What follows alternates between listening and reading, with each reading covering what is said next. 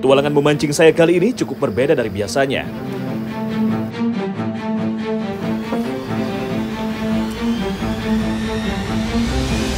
Yaitu menggunakan float tube atau dikenal juga dengan belly boot. Fahmi yang menjadi angler paling muda tak mau menyia-nyiakan kesempatannya kali ini. Minnow-nya langsung disergap sang predator. Fish on!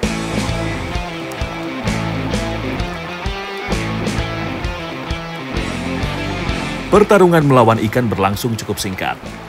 Tidak perlu mengeluarkan tenaga cukup banyak, akhirnya ikan target berhasil dipaksa menyerah.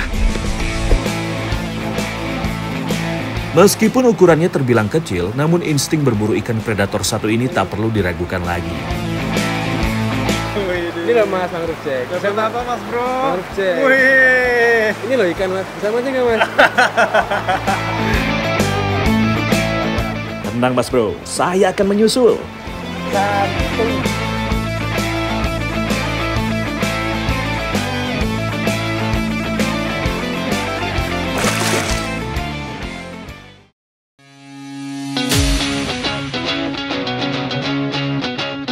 Hai Strike Back Mania.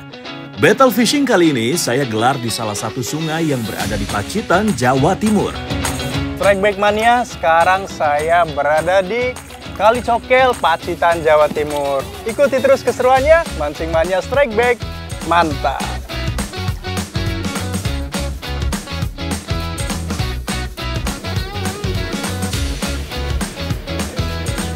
Umpan buatan berupa umpan plastik lunak membentuk ikan atau soft lure dan minnow menjadi umpan yang gacor di Sungai Cokel ini.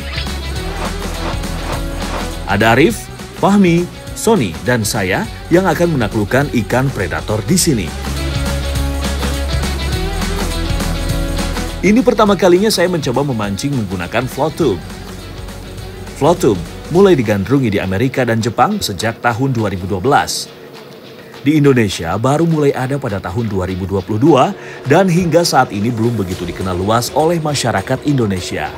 Nah kalau bahannya ini Mas Arif nih, ini kan kayak ban dalam mungkin Mas ya? Itu pakai apa nih bahannya sebenarnya? Kalau yang sebenarnya itu PVC Mas. Oh gitu. Nah, yang asli PVC. Yang asli. Cuman sudah kita dimodif ya? Iya, modif, kita custom. Jadi ya lebih aman, lebih kuat malah justru. Oh gitu. Iya. Untuk menggerakkan float tube atau belly tube ini, kita bisa menggunakan kaki katak atau fin. Ini kan alat penggeraknya nih pakai fin seperti ini Mas ya? Iya, nah iya, itu kenapa Mas kita harus pakai fin seperti ini Mas? Yang pertama untuk sport sebenarnya. Oh gitu. Kita olahraga. Karena kan casting sport fishing ya. Ya betul. Terus yang kedua kita menjangkau spot yang nggak bisa kapal besar masuk. Gitu. Mode senyap lah ya. Mode senyap. Teknik casting menggunakan float tube ini biasanya dilakukan di wilayah perairan yang tenang seperti muara, danau, waduk, atau sungai yang alirannya tidak begitu deras.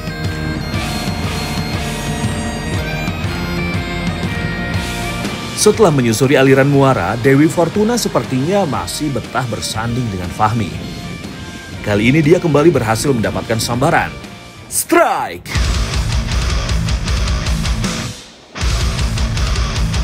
Gelombang yang berayun cukup kuat ternyata tidak mengurangi ketenangan Fahmi. Dia terus menggulung tali pancing secara perlahan agar ikan tidak moncel. Kali ini seekor kerapu lumpur yang berhasil dipaksa naik oleh Fahmi. Walaupun ukurannya tergolong kecil, tapi sensasi strike dengan float tube ini begitu mengasyikan. Mantap! Waktu terus bergulir, namun cuaca semakin tidak bersahabat untuk memancing. Angin berhembus cukup kencang dan hujan deras mengguyur Pacitan. Kondisi hujan seperti ini langsung membuat kondisi sungai semakin keruh. Keadaan yang membuat kami semakin sulit untuk mengeksplor spot mancing menggunakan float tube ini.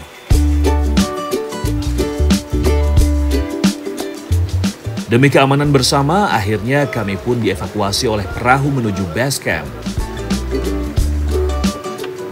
Oke, Strike Back Mania. Tadi kita udah mancing menyusuri aliran sungai sampai ke muara. Tapi begitu mendekati muara tadi hujannya deras. Jadi tadi kita dievakuasi sama Captain. Mancing Mania Strike Back. Mantap!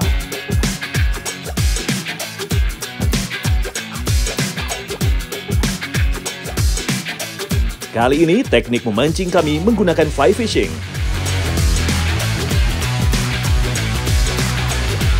Pemilihan umpan pun menyesuaikan dengan serangga yang berada di Sungai Mruwe, Babarsari ini. Pilihannya adalah jenis gurgal atau sejenis serangga air.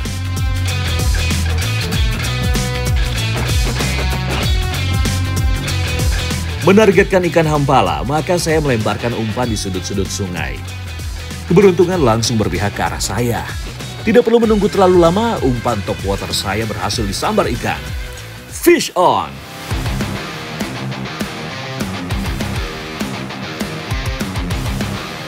Tanpa berpikir panjang, tali pancing langsung saya tarik secara perlahan supaya ikan tidak moncel. Dan seekor ikan hampala berhasil saya daratkan. Oke, Mas Nando, Mas Arif. Mantap, ini nih yang kita cari nih, ikan hampala. Wow, ternyata seru banget nih mancing pakai teknik fly fishing. Dari cara ngerol fly line-nya juga asik banget ternyata. Cingannya strike back, mantap. Wih, mana nih? Mas Nando, wih, double strike dia tuh.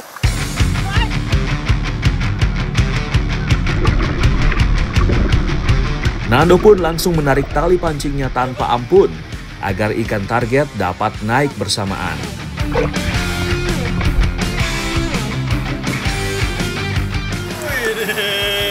Double strike. Nando. Ih, ternyata saya double strike tadi sama Mas Nando, luar biasa. Size-nya sama. Mantap ya size-nya. Oke, lumayan sama. Asik Mas ya. Asik. Pakai teknik fly fishing seperti ini. Iya. Momen habis hujan seperti ini emang paling cocok main begini. Ikan-ikan size segini itu galak-galaknya Bang. Pancing mania strike back. Mantap. Sungai berarus dan relatif bersih merupakan rumah ideal bagi ikan hampala. Tingkat kejernihan air sangat berpengaruh pada efisien ikan predator satu ini berburu serangga air atau ikan kecil. Mantap!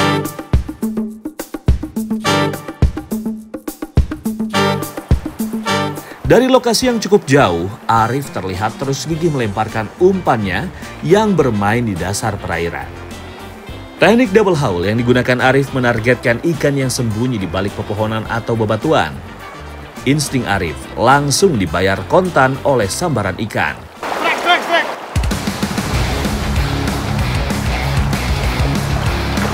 Dengan semangatnya ia langsung menarik tali pancing supaya ikan bisa mendekat. Ia pun langsung menyerok ikan hasil strike-nya. Mantap, lumayan size-nya untuk ikan kecil.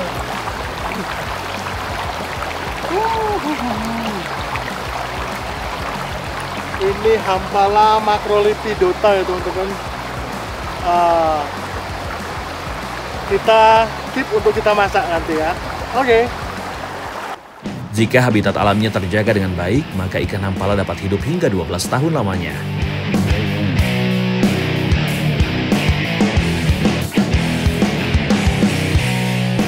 Dari bagian hilir, ada Fahmi yang mulai unjuk kebolehan. Titik lemparan yang cukup jauh memungkinkan ikan untuk menyergap umpannya dengan leluasa. Strike!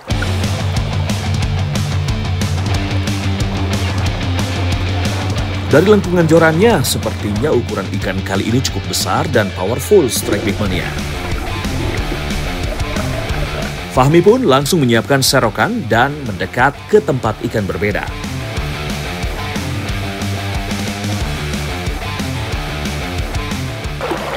Size gini untuk di Jogja udah lumayan besar banget sih. Keren banget. Om Arif! Besar! Mancing mania strike back. Mantap! Ikan hampala dapat tumbuh panjang hingga mencapai 60 cm. Mantap mas bro!